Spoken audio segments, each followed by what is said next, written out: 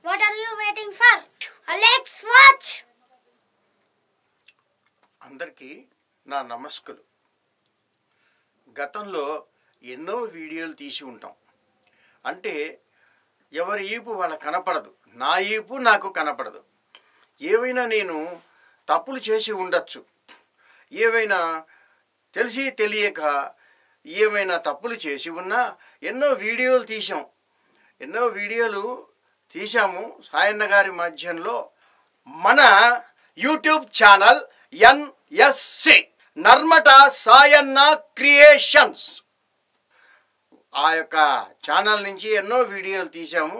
కాబట్టి వారు విన్నవారు, బంధువులు, మిత్రువులు, ఇంకా తెలిసి తెలియని వారు ఎంతమంది ఉన్నా అందరూ నన్ను క్షమిస్తారని మరీ నేను ప్రార్థిస్తున్నాను.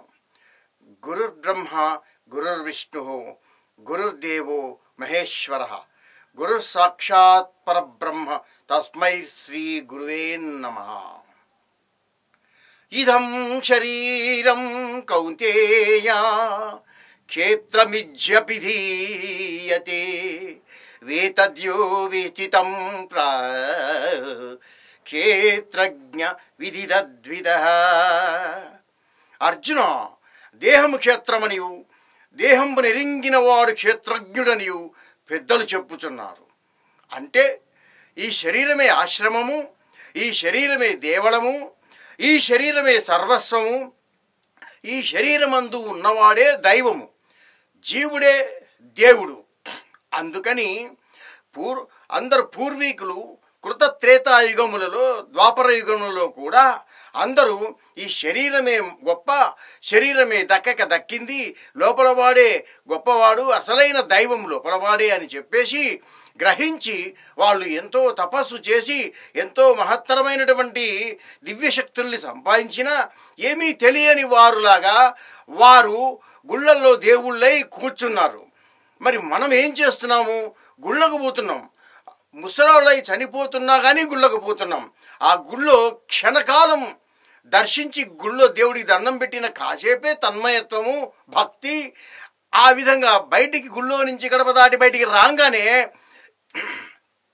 కుచిక మాయ పట్టేస్తుంది. అది వదలదు.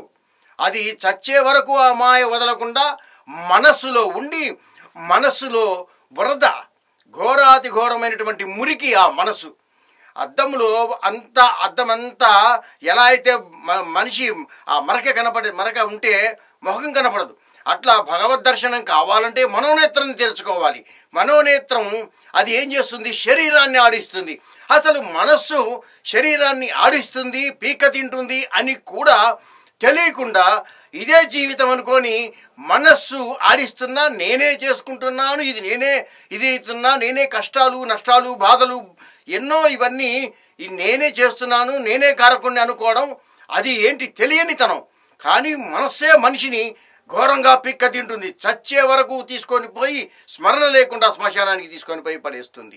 అందుకని నేను అనేది ఏంటి అంటే, శరీరాన్ని మనకు ఎంతో పూర్వజన్మ సుకృతం వల్ల, ఎన్నో వేల కోట్ల జన్మల సుకృతం వల్ల శరీరం దక్కింది. అది దాన్ని పోగొట్టుకోకూడదు.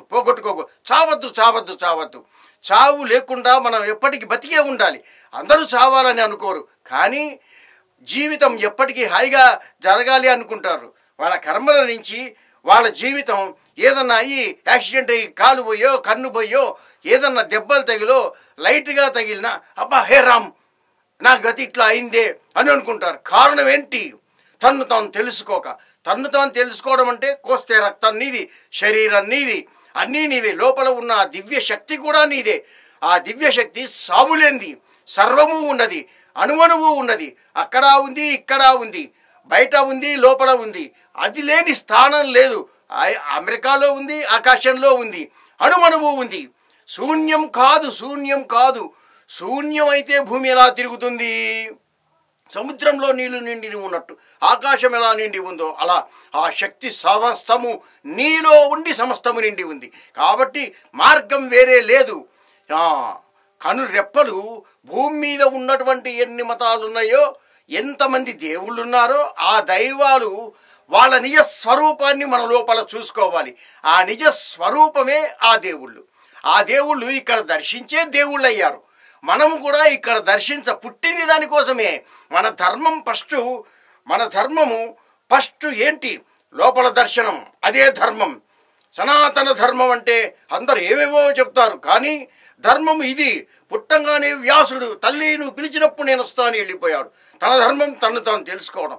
అలానే మనం కూడా అలాంటి మార్గదర్శకుల ఆలోచన వాళ్ళు ఏ విధంగా చేశారో మనం ఆ విధంగా చేయటానికే పుట్టాం. మనం ఇక్కడ దర్శిస్తే అలవాట్లు ఏమన్నా చెడు అలవాట్లున్నా పోతాయి, చెడు ఆలోచనలు పోతాయి, సమస్తము నాశనం అయిపోతాయి.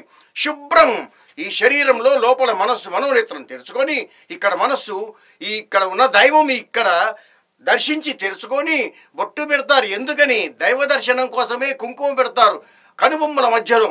ఆ మనోనేత్రం తెరుచుకుంటే అది కూడా పెట్టాల్సిన పని లేదు, ఏ గుడికి పోవాల్సిన పని లేదు. ఒకప్పుడు గుళ్ళే లేవు భూమి మీద. అందరూ ఎవరిళ్లలో వాళ్ళు ధ్యానం చేసుకుంటూ తపస్సు చేస్తూ కఠోరంగా చేస్తూ బతికేవాళ్ళు. అప్పుడు ఆ విధంగా చేసేవాళ్ళు ఎవడో ఒకడు అబ్బా ఎప్పుడు కూర్చొని ఏంది ఈ ధ్యానము అని చెప్పి స్వామి అని దేవుణ్ణి పిలిచి బతిమిలాడితే మేము గుడి కట్టుకుంటాం, నీ గుడి అంటే సరే కట్టుకోండి అనగానే తెల్లవారిలో కోట్లల్లో గుళ్ళు కట్టేశారు. ఇక ఈ ధ్యానము లేదు, భక్తి లేదు, ఏమీ లేదు. అన్నీ సమస్తము మానుకొని ఏదో గుడికి పోవాలా, టెంకాయ కొట్టాలా, ఆ కాసేపు జపతప వ్రతాలు చేయాలా, వచ్చేయాలా. ఆ విధంగా మారిపోయింది ప్రపంచమంతా. కానీ ఇక్కడ దర్శనం చేసేవాడే. ఇక్కడ లోపల దర్శిస్తే ఇది గుడిగా అసలు గుడి శరీరమే. ఎందుకంటే కనురెప్పలు భూమి మీద అన్ని దేవాలయాల కంటే ఈ దేవలం మూవింగ్ టెంపుల్. అందరూ మూవింగ్ టెంపుల్సే. లోపల దర్శిస్తే ఆ లోపల కనురెప్పలు తెరవద్దు. తెరవకుండానే లోపల దర్శిస్తే 1000 లక్షల కోట్ల వర్ణములు కలిగిన భగవత్ స్వరూప దర్శనం. అది అంత గొప్ప దర్శనం జరగాలి. అందరికీ జరగటం కోసమే ఆయన దర్శనం ఇవ్వడం కోసమే ఆయన మన కోసమే మన యందు నాయన నన్ను చూడు నీలోనే ఉన్నాను నేను, నన్ను చూడు అని మన కోసమే ఉన్నాడు. 24 గంటలు క్షణక్షణం లోపలే ఉన్నాడు. ఆయన వైదొలిగితే శరీరంలో నుంచి బతికేమా, బట్టికి బట్ట కట్టేమా. కాబట్టి దయ ఉంచి లోపల దర్శనం కంటే మించింది లేదు. కనురెప్పలే ద్వారాలు. భూమి మీద అన్ని దేవాలయాలు, తిరుపతి కానీ శ్రీశైలం కానీ ఏ దేవాలయాలన్నా కానీ భూమి మీద పెద్ద పెద్ద దేవాలయాలు. ఆ దేవాలయ తలుపుల కంటే కూడా ఈ కనురెప్పల దేవాలయాలే, ఈ దేవులమే పెద్దది. ఈ శరీరంలో ఈ కళ్ళు రెప్పలే పెద్దవి. ఆ రెప్పలు మూస్తే లోపల ఉన్న భగవత్ స్వరూపం యాజ్ ఇట్ ఈజ్ ఉన్న రూపము ఉన్నట్టుగా మనం దర్శించగలము. దర్శించటానికే పుట్టాము. ఇక్కడ దర్శిస్తూ ముందు ఆ పని చేసి తర్వాత ఇంకొక పని చేయాలి. అందుకే ఇదం శరీరం కౌంతేయ. కాబట్టి ఈ యొక్క టాపిక్ ఫస్ట్ శరీరం, పుట్టింది శరీరం. భగవంతుడు పుట్టిన దగ్గర నుంచి ఉన్నాడు. అందరూ దర్శించలేరు అంటారు, అందరి చేత కాదు అంటారు. దీనికి కారణం చాలా ముఖ్యమైనది, గొప్పది. ఎందుకు అంటే నేను ఇంతగా చెప్పేది, శరీరము పుట్టంగానే నీళ్లు చల్లుతారు. నేను, నాది, నాకు, నన్ను అని రిలేషన్ ఏర్పడుతుంది. ఎలా ఏర్పడుతుంది? ఈ శరీరము 9 రంధ్రాలు కలిగినటువంటి దాన్ని ఏమంటారు? 9 రంధ్రాలు ఈ శరీరాన్ని 9 రంధ్రాలు కలిగినటువంటిది. ఇదిగో ఇప్పుడు ఇంద్రియములు, జ్ఞానేంద్రియములు, కర్మేంద్రియములు. మళ్ళానేమో ఈ కర్మేంద్రియములు అంటే శరీరము నడిపించేవి, కళ్ళు, ముక్కు, చెవి, ఇవన్నీ అందరికీ తెలిసినవే. కానీ జ్ఞానేంద్రియములు మనస్సు, బుద్ధి, శరీరం, మనస్సు, బుద్ధి, అహంకారం, ఈ 3 చాలా ఘోరమైనటువంటివి, గొప్పవి కూడా. లోపల దర్శిస్తూ ఉంటే మనసు నేను లోపలే చూస్తాను అంటుంది. కానీ ఇదే మనసు బయట చూస్తే బయటే చూడాలి, బయట నాశనం చేస్తుంది. కాబట్టి మనసుని అంతర్ముఖంగా లోపలికి తీసుకొని పోవాలి. ఇక మరి ఈ యొక్క ఇంద్రియములు ఇంకొకటి ఏంటి అంటే జ్ఞానేంద్రియములు, కర్మేంద్రియములు, ఐషడ్వర్గములు అంటే ఏంటి? కామ, క్రోధ, మోహ, లోభ, మద, మాత్సర్యము, ఈర్ష్య, ద్వేషము, అహంకారము, భయము, నిద్ర, జుగుప్స, మెంటల్ టెన్షన్, ఇవి అన్నీ కలిపి కళ్ళు తెరిచి తిరుగుతున్నా, మాట్లాడుతున్నా, కళ్ళు తెరిచి ఉంటే కళ్ళల్లో కూడా దూరిపోతాయి. ఇవి కళ్ళల్లో కూడా దూరిపోయి వాడిని ఆడిస్తాయి. నన్నైనా ఎవరినైనా ఆడిస్తూ ఉంటాయి. ఇలా ఇదిలిచ్చి చీల్చి చెండాడేస్తూ ఉంటాయి. అవి పోకుండా ఉండాలి అంటే కళ్ళు తెరవద్దు, కళ్ళు మూసి లోపలే దర్శించాలి. ఆ దర్శనంతో అవి బయటే ఉంటాయి, లోపలికి రాలేవు. కళ్ళు తెరిస్తే లోపలికి వస్తాయి. కాబట్టి వీటి ద్వారా వీటి నుంచే రిలేషన్ ఏర్పడుతుంది. అశాశ్వతమైన రిలేషన్ని శాశ్వతం అనుకొని అశాశ్వతంలో ఉండి చనిపోతూ ఉంటారు. రాంగులో ఉండి లైఫ్ అంతా రాంగులోనే ఉండి రైట్ అనేదే తెలియక ఈ రాంగులోనే చనిపోతూ ఉంటారు. కానీ రైట్ ఏంటో తెలుసుకోవాలంటే ఎప్పటికీ ఉండే శక్తి ఆ దివ్య దీక్ష రైట్ మనలోనే ఉంది. దాన్ని దర్శిస్తే మనం ఎప్పటికీ శాశ్వతంగా బతికి ఉంటాం. ఇది చాలా గొప్ప, చాలా మహత్యము, లోపల సత్యము. ఆ రూప దర్శనంతో శరీరం దివ్యమై మహత్యమై మహత్తరమై ఆ లోపల ఉన్న నువ్వు డూప్లికేట్ అనే ఈ శరీరం గల వ్యక్తి లోపల ఉన్న అసలైన నీవు నీ రూపాన్ని దర్శించుకుంటూ డూప్లికేట్గా ఉన్న ఈ శరీరాన్ని డూప్లికేట్ మార్చేసి ఈ శరీరాన్ని లోపల వాడి దర్శనంతో ఒరిజినల్ చేసుకోవచ్చు. ఒరిజినల్ చేసుకుంటూ ఈ శరీరాన్ని చావు లేకుండా, ఇబ్బందులు లేకుండా, ఏమి లేకుండా జీవితాన్ని హాయిగా తన ఫ్యామిలీ చూసుకోవచ్చు, తను చూసుకోవచ్చు, బిజినెస్ చేసుకోవచ్చు, అన్నీ చూసుకోవచ్చు. కానీ ఫస్ట్ ఇది అరే బయటికి ఒక అడుగు ఇంట్లో నుంచి వేయాలంటే ప్రాణం ఉండాలి, గుడికి పోవాలంటే ప్రాణం ఉండాలి, ఒక మిత్రుడిని కలవాలంటే ప్రాణం ఉండాలి. లోపల ప్రాణమ దివ్యశక్తి లేకపోతే తల్లి లేడు, తండ్రి లేడు, గురువు లేడు, ఎవ్వరూ లేరు, అన్న లేరు, తమ్ముళ్ళు లేరు, ఎవ్వరూ లేరే. ఆ రూపాన్ని దర్శించడం ఎంతో అదృష్టం, సుకృతం, వరం. నాకు లేదే అని ఆ రూపాన్ని నిద్రపోయి లేచా, దైవమా ఎవరిష్టదైవం వాళ్ళలోనే ఉన్నాడు నిజస్వరూపం. గుడికి పోయి వస్తారు, ఎన్నోసార్లు పుట్టిన కానించి వేల కోట్ల సార్లు గుడికి పోయి ఉంటారు. ఆ చచ్చేటప్పుడు నేను నీ గుడికి పోయి చూశాను, కానీ నన్ను బతికిచ్చు అని వేడుకుంటాడు ఆ మరణం వచ్చినప్పుడు. అరే నాయన, ఎవడి ద్వారానో నీకు చెప్పించా, నా నిజస్వరూపాన్ని నీలోనే ఉంది, నా నిజస్వరూపం నువ్వు చూసుకోలే, నీ సావు కుక్క సావు, నువ్వు సావు అని చెప్పి భగవంతుడు పట్టించుకోడు. ఆయన నిజస్వరూపాన్ని చూడాల. ఇక్కడ దర్శిస్తేనే అప్పుడు గుళ్ళల్లో దేవుళ్ళు సంతోషిస్తారు, అందరూ ఆనందిస్తారు. ఆనంద స్వరూపుడైనటువంటి భగవంతుడు, సర్వము నడిపించే భగవంతుడు, ఆయన భగవంతుడిని చూడకపోతే ఇంకా ఏం చూస్తాం? విషయవాంఛలకు లొంగకూడదు. అన్ని మొత్తము సుఖాల కోసమే. ఎవరన్నా వాళ్ళ అబ్బాయి ఏఎస్ అయితే ఎంతో ఆనందిస్తారు. కొత్తగా ఒక 10 కోట్లు బిజినెస్లో లాభం వస్తే ఆనందిస్తారు, అంటే సంతోషం. మరి ఇవన్నీ రాక 20 సంవత్సరాల తర్వాత ఫ్రెండ్స్ కలుస్తారు, ఎంతో సంతోషం, ఎంతో గొప్ప మహత్తరమైన ప్రేమ ఫలించి పెళ్లి చేసుకుంటారు, సంతోషం. ఇలా ఎన్నో ఆనందాలు ఉన్నాయి. ఆనందం అసలైనటువంటిది ఇక్కడ ఉంది. భగవద్ దర్శన భాగ్యం, అది ఆనందం, పరమానందం, నిత్యానందం, సచ్చిదానందం. ఆ యొక్క ఆనందము మామూలు ఆనందం కాదు, దానికి మించిన ఆనందాలు. ఈ ఆనందాలన్నీ అశాశ్వతమైనవి. ఇక్కడ ఉన్న ఆనందము అది సుఖం. ఏం సుఖం? పరమసుఖం అంటే అది మాత్రమే, అది భాషకు అతీతం.